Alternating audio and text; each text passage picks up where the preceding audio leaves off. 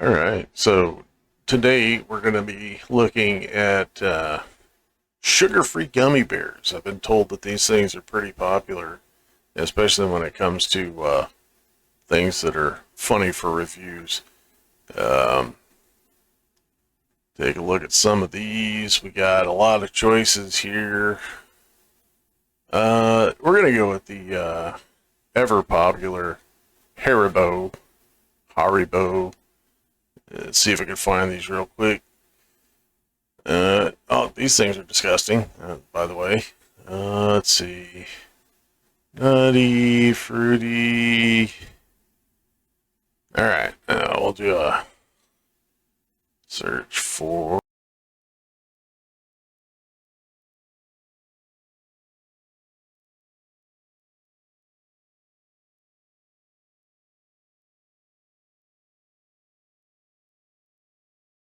Oh, 41 ratings. Let's see the ratings. All right, T. John would have been 5 stars, but I was hoping they'd be sugar-free. Sugar-free Haribo gummy bears are easily recognized as a very popular product to order, so you can imagine my disappointment to learn that they are not. Well, I mean, come on, dude. You know, everybody's got their thing. I got this for my son. He loves gummy candy. For his birthday this year, he wanted a piñata filled with these. They were easy to put in the piñata, and the kids loved them. They made it easy for mess-free piñata, and even the little kids could enjoy them. It came with so many.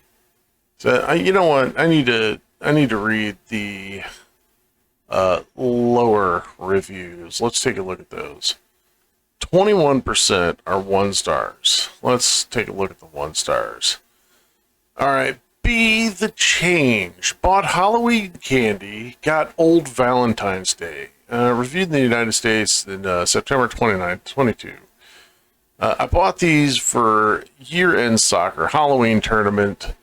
Rewards and treats for an amazing group of coaches and kids. I was extremely disappointed when I got expired Valentine's Day candy. All I can say is do better. People work hard for their money, and surely it doesn't go as far these days. All right, so he's disappointed because he got Halloween candy instead of end of year soccer Halloween. Oh no, he got the Valentine's candy instead. All right, Tracy M says not as advertised. Received item opened.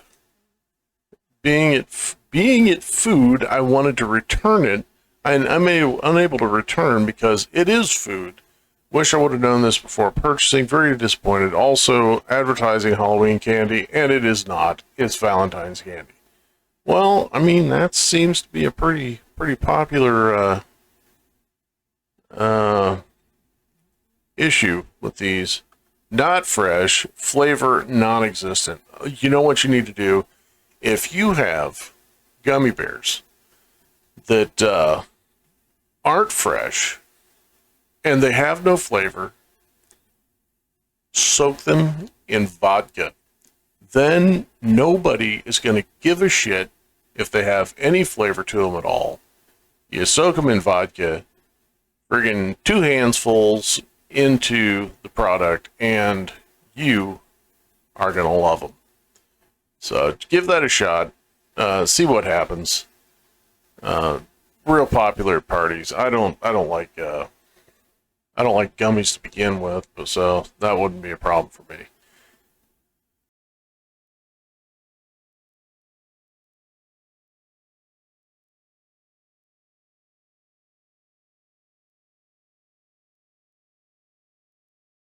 Add a shot. See what happens. So that's. All right, boom. We're going to try this one out. It starts off spectacular. I don't even know where to begin with this. This is huge.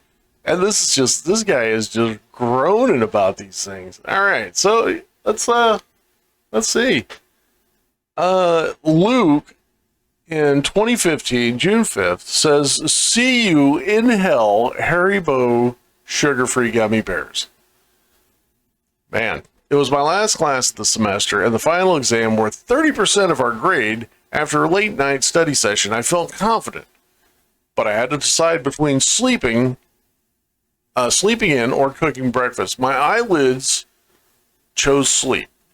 After a late night study session, boom, titties. I'm freaking repeating things here.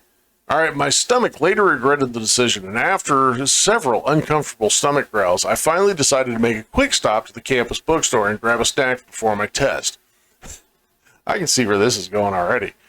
Since the semester was ending and everyone was going home for the summer, a lot of items were on sale, including snacks and candy that they kept up front.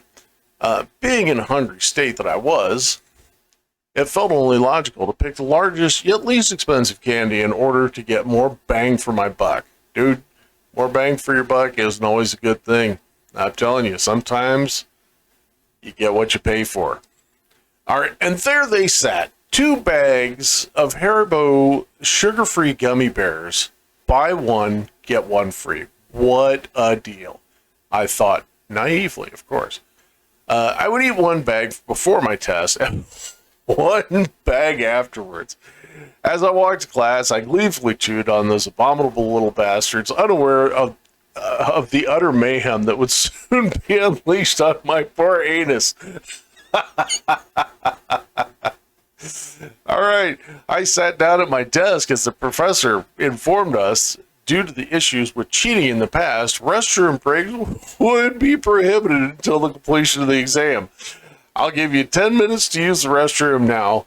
This will be your last chance. Are there any takers? The demon bears hadn't released their unholy necromancy upon my stomach yet, so in the moment of ignorant foolishness, I remained in my seat, still munching on those miniature bear-shaped bombs. After the students wise enough to take the professor's offer had returned, the professor handed out the test. I was 6 questions in when it happened. It started suddenly at first, almost like a slight tingly sensation in my lower abdomen. I thought nothing of it, assuming my intestines were just doing their thing. Little did I know that my intestines were desperately trying to warn me of the horror that the situation was on the horizon. That's close enough. All right, by question 9, it happened again, but this time it was followed by a sharp pain, as if those infernal hellions had orchestrated an attack upon my colon. I fought to contain the groan that tried escaping my lips. This is, wow. It was at this point I began to panic. Something was going horribly wrong, and I needed to get through this test before it got any worse. By question 14, my worst fear was upon me. The Satan bears, burning hot, liquidy dark magic, crashed against my anal sphincter like a tidal wave. I don't even know how to take this. I was able to close the hatch just in time, but those relentless toxic bears beat me against it like orcs breaking down the doors of Helm's Deep. I knew I wouldn't be able to so much as shift in my seat without risking a breach. This guy is a poet. A poet. I love it. I kept fighting through my exam, clenched my cheeks with all my might. Beads of sweat began rolling down my neck. Suddenly, a loud, gurgling war cry came from my belly, and the entire class lifted their heads. At this point, nothing mattered except expelling this ungodly presence from my bowels. With 15 questions left, I promptly wrote C for every answer and ran out of the classroom. My professor yelled something, but I was too preoccupied with the volcanic eruption that needed to take place before I could find sweet, sweet relief. I burst into the restroom like Kool-Aid Man, and behold, the handicap stall was empty.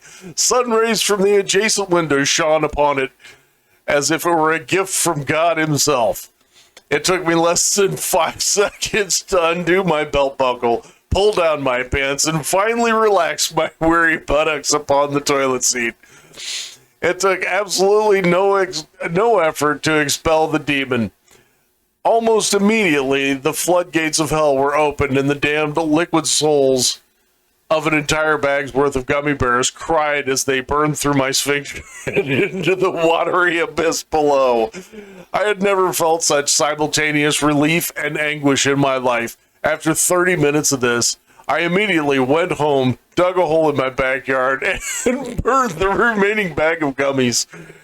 I leave with this. Do not, I repeat, do not eat these spawns of Satan. Not only did they cause me to fail my final test, but the anguish I experienced is something I wouldn't wish upon anyone, not even my worst enemy.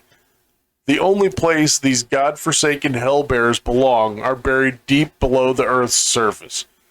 Man, I will tell you, that has to be the golden review of all golden reviews. So let's see if we can find another one like that, man. These things are just freaking epic. Let's see. I will send a couple of them. I'll go ahead and pull them up. Pull them up here. See if I can. All right. Performed exactly as advertised. To preface this, I will state that it is not good to upset anyone in the military supply network. This is especially true for the supply NCO. Crazy at that. Non-commissioned officer, who can be both creative and vindictive to those who earn his ire. One of my biggest pet peeves was troopies who walked into my supply room and decided to go through my things on my counter or on my desk. It is for this reason that I purchased 2 bags of these sweet little revenge snacks. I love this guy. I was actually a supply sergeant in the military for 22 years, so I know what he's talking about. I briefed my minions that morning that the snacks were to be unsullied by their hands. I told them that I would not... God damn it. I told them that I would know, and it would not go unpunished by both myself and the higher powers. They thought I was joking, but I decided to test my authority before my eyes. With that said, I placed a bowl on the back of the counter, just in reach of anyone loitering inside my supply room. The rules were posted for all to see when they came in, so they were warned. A large sign that said, "If you touch my stuff, you will be punished." They decided to test me, I guess. On this weekend, we were set to do general cleaning and maintenance within the battalion. The battalion is the largest part of the smaller subgroups. You got company, troop, or whatever. And then you got battalion, squadron. It's just a larger order. General cleaning and maintenance within the battalion. So my desk was rather busy. Battalion headquarters supply room. See, he was the battalion headquarters. Nobody likes those guys anyways. I was in and out of my office all day. However, I made sure to take general measurements of my bowl of horror every time I came back. Shortly before lunch, my unholy wrath began to strike. My supply room is one door down from the latrines, and the row of male clothes is on the other side of the wall from my desk. It was the first, but not the last. It was initially heralded by the sound of Gabriel's trumpet escaping the sphincter of one poor soul. He hit the latrine and sounded as if he had kicked the stall door open. For the next 30 minutes, I listened to the sounds of a live humpback whale being butchered by a blind man wielding a chainsaw. It was not long before another troop, this time a female, made her way to the latrine. She came across the indoor pistol range and had to cross in front of my door. I saw a pale woman with sweat streaking down her face. She was hobbling with one hand on the wall for support and the other on her stomach, praying for just a little more time. For lunch, I ripped into my MRE, the Army brown bag lunch. They're big plastic bags sealed to be freaking good forever. Well, so they thought. And I listened to the ever-growing chorus of those who had so far snuck down half my bowl of the brightly colored improvised explosive devices. I guess we'll just start calling those ICEDs. I was not sure if the other side of the building was seeing the same activity in the latrines, but the smell reached my door by the end of lunch. Good thing I was stationed with an infantry unit for the first 4 years of my career, so I was accustomed to bad odors. One of my minions did not return from lunch, so I volunteered another to perform possible suicide scouting mission into the male latrine in search of the wayward soul. He was there, and had been since the beginning of lunch. By 1500, I was told that the unit was being locked down and that there was an emergency meeting in the battalion briefing room. I had a suspicion of the reason, but attended as I was ordered to do so. By this time, my bowl of gelatinous bowel howitzer ammunition was 1/4 filled. The meeting began slightly off schedule at 15:22. The sergeant major walked into the room and looked as if he had just performed a 3-day combat operation without sleep. The battalion XO, executive officer, walked in not long after that and looked as if he had been intimately assaulted by a rather insistent horse. See, I was in a cav unit, so the insistent horse thing is kind of right there with it. So I used all of my military bearing to keep from cracking a joke about the cavalry officers walking bow-legged. And, well, there you go. The battalion surgeon walked in and told us that there was a high chance that the unit had come in contact with a strange stomach bug. Roughly half of the battalion was complaining of stomach cramps and explosive diarrhea. It seemed to mostly be affecting HAC and Charlie Company. The company that was on the same side of the building as us. Also, medics. Until the symptoms were cleared up, the unit was on lockdown and cleaning mode. I went back to my supply room with the intent to bag up the remaining evidence of my involvement, only to find that the bowl was missing. My minions were too wrapped up to notice anything. So I began to search for the evidence that would probably land me in front of the firing squad. The empty bowl was located in the admin office. Someone found it and decided to liberate it from my supply room. Man, fuck that guy. What the hell is he taking shit out of the supply room for if it's not his? All right, anyways. Liberated from my supply room with the only group that I didn't want to upset. I mean, okay, the orderly room, yeah, it's freaking all admin guys. They set your checks up and everything, so... but they had already consumed the remainder of the biological weapons. As I left with the bowl, I heard the familiar sound of incoming fire from the senior pay clerk's desk. Followed shortly after that by what sounded like a Lamaze breathing.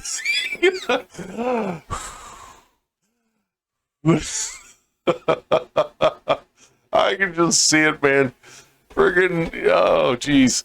That weekend, the entire building was cleaned from one side to the other. MREs were consumed in hopes of plugging the torrential flood of liquid terror, and every door and window was open with fans going over a cup of pine sol in every room. 3/4 of the enlisted and half of the officers were hit with the mystery stomach bug, and the medical supply room was in desperate need of more IV kits.